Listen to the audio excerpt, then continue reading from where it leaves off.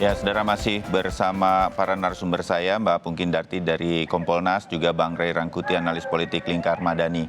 Bang Ray, berkaitan dengan pelanggaran protokol kesehatannya, tentu kita sekarang melihat pencopotan 2 Kapolda ini, begitu sebagai sebuah tindak tegas. Kita sudah sedikit mendapatkan bayangan-bayangan behind the scene di belakang layarnya dari Mbak Pungki, begitu ya. Apa yang kemudian kita harapkan dari kemudian begitu? Karena menurut saya sebagai orang awam saja udah terjadi sebetulnya pelanggaran protokol kesehatan di beberapa kesempatan di Jakarta, terutama berkaitan dengan acara-acara kepulangan Rizik Syihab. Bang Ray. Tentu ada dua menurut saya ya. Yang pertama tentu saja adalah soal agenda-agenda berikut dari HRS. Seperti kita ketahui, HRS masih memiliki beberapa agenda ke depan yang sudah tercantum gitu ya. Nah, yang kedua tentu seperti tadi disebutkan pilkada. Nah, sejauh apa pengamanan kepolisian terkait khususnya soal pilkada ini gitu. Karena kalau kita lihat misalnya ya laporan dari Bawaslu, ada begitu banyak kejadian yang berkaitan dengan kerumunan yang punya potensi melanggar protokol COVID-19. Gitu. Nah, koordinasi Bawaslu dengan kepolisian tentu diharapkan betul agar dapat menyelesaikan istilahnya itu ya, menertibkan, memastikan bahwa tidak ada protokol COVID-19 yang terganggu di dalam pelaksanaan pilkada 2019 ini gitu. Khususnya nanti menjelang hari H, yaitu tanggal 9 Desember. Saya kira itu hal yang paling mendesak yang perlu diantisipasi oleh kepolisian dalam hal ini gitu. Ya, kalaupun analisa banyak orang bahwa ini jangan-jangan bukan hanya soal dari pelanggaran protokol kesehatan, tapi ada analisa politik dan lain-lain. Ini juga bisa tuntas atau selesai kalau ini ditindak dengan tegas. Tuntas begitu ya? Ya. Pertama tentu saja, mohon maaf sebentar dulu ya. Ya, boleh Bang Ray, silakan. Saya pindah dulu ke Mbak Pungki, mungkin putrinya Bang Ray butuh perhatian sebentar. Silakan Bang Ray, santai. Mbak Pungki, nah ini orang sekarang berharap bagaimana kemudian apa yang sudah dilakukan kepolisian sekarang secara internal, 2 Kapolda dicopot, kemarin juga sudah dipanggil untuk mendapatkan keterangan atau klarifikasi Gubernur DKI Jakarta. Ini akan terus berlanjut, bisa kami tahu apa yang kemudian kira-kira akan dilakukan oleh kepolisian, Mbak Pungki? Iya, betul. Jadi kejadian kemarin itu harus dijadikan pelajaran untuk kawan-kawan yang menjadi pimpinan satuan wilayah yang lain gitu ya.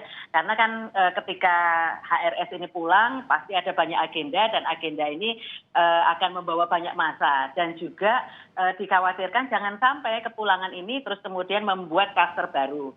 Yang pertama. Jadi protokol kesehatan tetap harus dilakukan. Nah, kemudian tindakan-tindakan polisi seperti apa? Jadi tindakan preventif, preemptif, dan juga penegakan hukum nantinya jika preventif-preemptif tidak dilakukan. Nah, apa misalnya? Misalnya dengan merangkul atau menjaring orang-orang yang berpengaruh yang bisa memberikan masukan-masukan baik kepada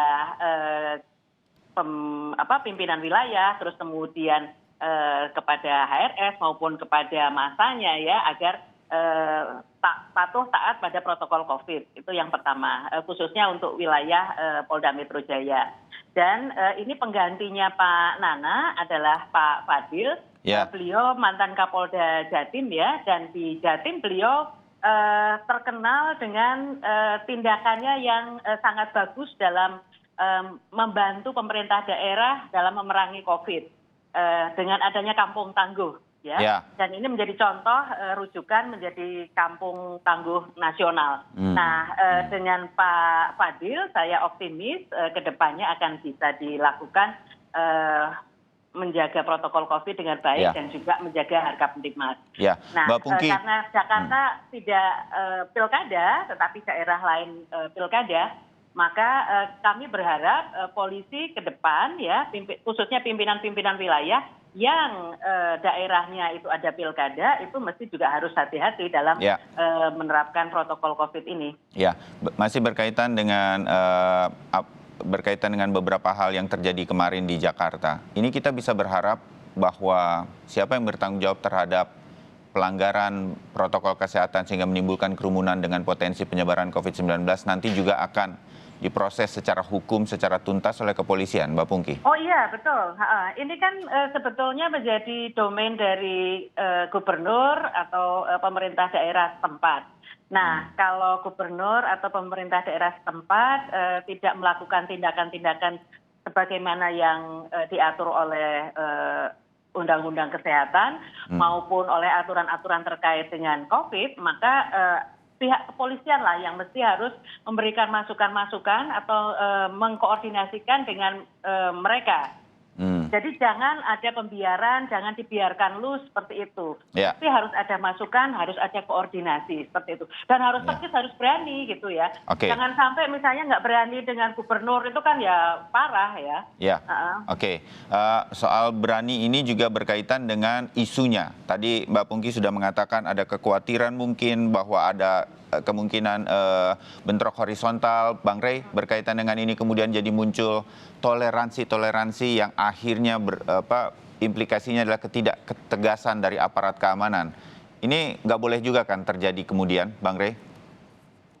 Kalau toleransi itu, hampir semua penegakan hukum itu mesti bagian dari pertimbangan gitu. Ya. Nggak hanya kasus terkait dengan COVID dan kepulangan HRS. Ya, dalam hal misalnya bagaimana mengantisipasi terjadinya demonstrasi pasca pengesahan Undang-Undang Cipta Kerja gitu. Mesti aja juga pertimbangan toleransinya.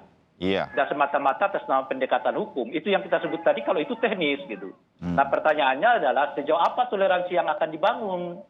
Sejauh apa clear instruksi yang datang dari pusat, di dalam ini Kapolri kepada Kapolda dalam hal soal toleransi ini gitu. Kalau soal Pemda DKI misalnya, kan seperti kita ketahui Pemda DKI-nya sudah menyatakan kepada pihak ARS misalnya ya, bahwa upacara pernikahan dengan pelibatan massa itu tidak diperkenankan. Buktinya kan sekarang mereka didenda kan untuk 50 juta gitu. Nah pertanyaannya adalah sejauh apa pihak keamanan dalam ini Kapolda lah ya menindaklanjuti kebijakan dari Pemprov DKI Jakarta. Nah jadi ini kan koordinasi kedua pihak nih. Satu di internal kepolisian dalam hal ini ke Kapolri karena sudah menyangkut HRS ya. Kalau HRS itu saya kira nggak bisa semata-mata diserahkan kepada Kapolda masing-masing. Ya. Itu kira-kira itu. Karena ada pelibatan massa yang tidak hanya terkait dengan wilayah hukum di mana Kapolda bertugas gitu. Misalnya perkawinan HRS. Itu kan perkawinan anaknya HRS ya. Itu kan orangnya bisa dari mana-mana kan. Betul. Bahkan bisa dari Pulau Jawa, luar Pulau Jawa. Nah, oleh karena itu ya koordinasi di internalnya, yang itu yang saya sebut, itu kalau koordinasi di internalnya dinaikkan sedikit ke tingkat Kapolri karena sudah melibatkan berbagai Kapolda gitu. Nah, yang kedua adalah koordinasi ke Pemprov DKI Jakarta.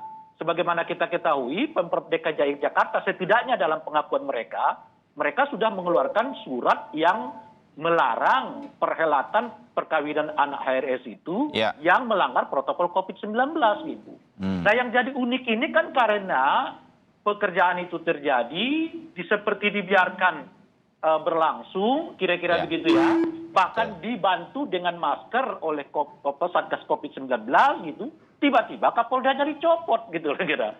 Meskipun bukan berarti kita nggak setuju gitu, tapi itu rangkaian peristiwa yang membuat kita bertanya-tanya itu gitu loh kira-kira. Itu menurut saya Bung Bayu. Kalau soal toleransi itu saya kira di hampir semua penanganan pelibatan massa lah yang apalagi begitu banyak jumlahnya, plus juga dengan ada unsur agama di dalamnya, pasti ada toleransi di mana-mana gitu. Ya, baik.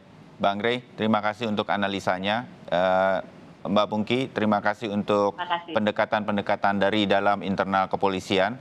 Kita menyayangi kepolisian dan kami meyakini Kepolisian Republik Indonesia sebetulnya bisa mengatasi hal-hal semacam tersebut untuk menjaga protokol kesehatan untuk masyarakat Indonesia.